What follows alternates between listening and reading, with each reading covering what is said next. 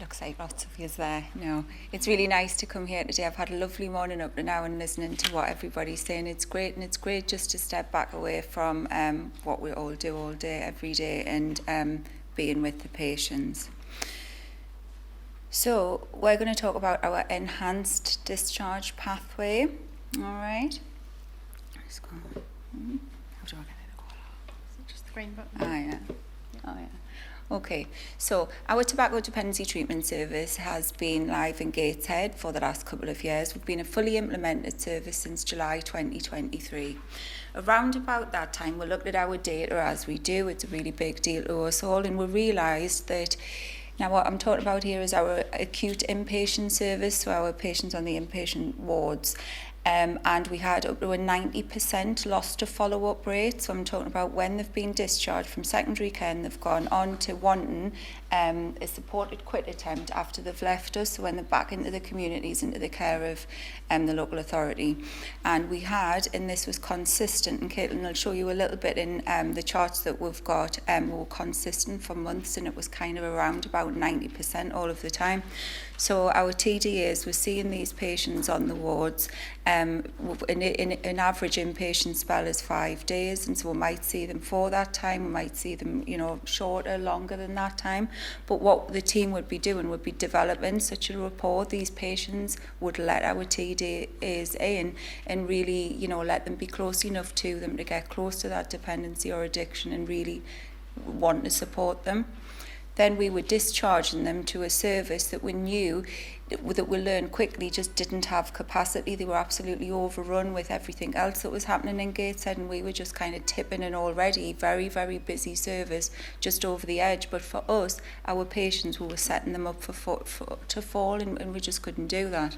So we decided to design and implement our enhanced discharge pathway. So our key drivers was obviously, as I've said, is the loss to follow-up, which is the patients. We already had that existing service user report, so that was already there. We already had that continuity of carer, and that's what we were driving things forward with. And as well, that brought with it an increased job satisfaction from our TDAs. It's absolutely lovely for them to know that patient and then to phone them up when they've gone home, phone them up the next week for the next 12 weeks, okay, and more so if necessary. So really, really good job satisfaction for the team and the TDAs and the wider team. In addition to that, it generated a revenue stream, so working collaboratively with our local authority in Gateshead, it produced a revenue stream.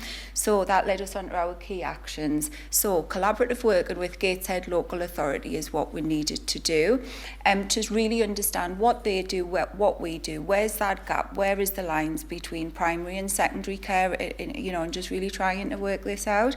So we know that they do commission a majority of the services within Gateshead, within the pharmacies and within the GP practices, and we thought we want to be that person, okay? So we did become that person, and that is what we now are.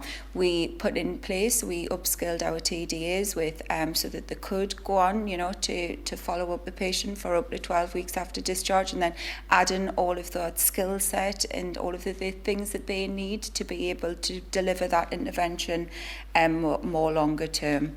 Key actions as well is obviously we need to get the data right. It's absolutely imperative, and so working closely with our IT leads in our local hospital. Leading us on to our key outcomes then. So prior to setting up the service, we had 90% loss to follow-up rate, okay, as I've already said, and we had a 12.5% quit rate at that point. This was prior to our service. So I've just put in a little bit on there, and as I say, Caitlin's going to show you a little bit about that in a minute on the next slide. But so a snapshot from the from February to July 24, we reduced that loss to follow-up rate from over 90% to less than 25%. And what loss to follow-up is, we're going to only really differ one thing from that, isn't it? There's just loss to follow-up. And so we've got, now there's very few people who are actually blank and very few people are actually lost to follow-up. And with that, we've produced a 30% quit rate at 4 weeks, which is just phenomenal. We're really, really pleased with how that is.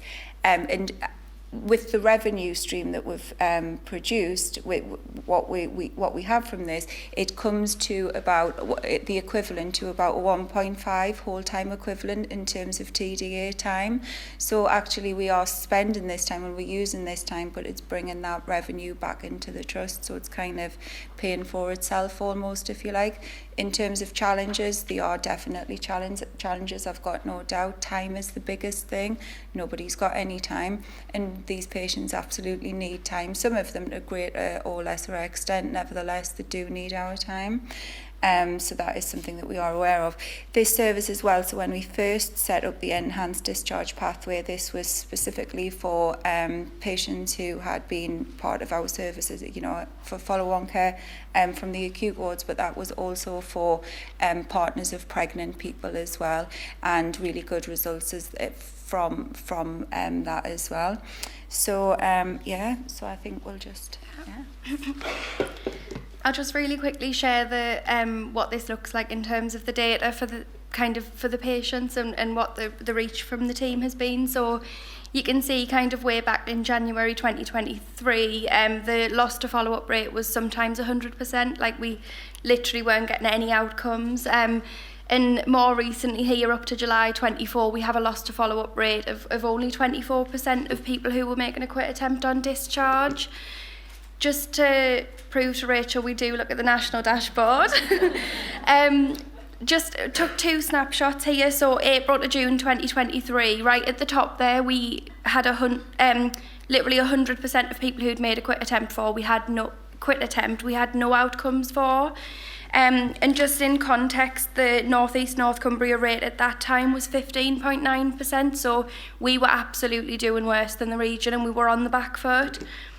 Looking toward kind of forwards to April to June this year, we actually have a quit rate for people making a quit attempt on hospital discharge is 63.6%. So that's a 3-month time period,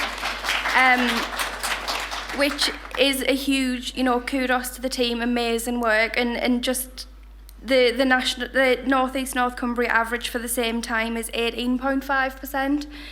Worth flagging, we between the two support less people to make a quit attempt, but the quality of the intervention is no doubt significantly higher.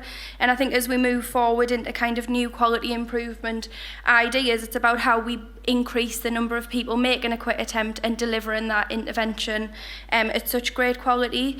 There's loads of benefits to this, but really it's about the people that we're supporting. So just a quote there from one of the patients the team supported, Ian, who was immensely grateful for this support and is absolutely the reason we're all here today and continue to do what we're doing.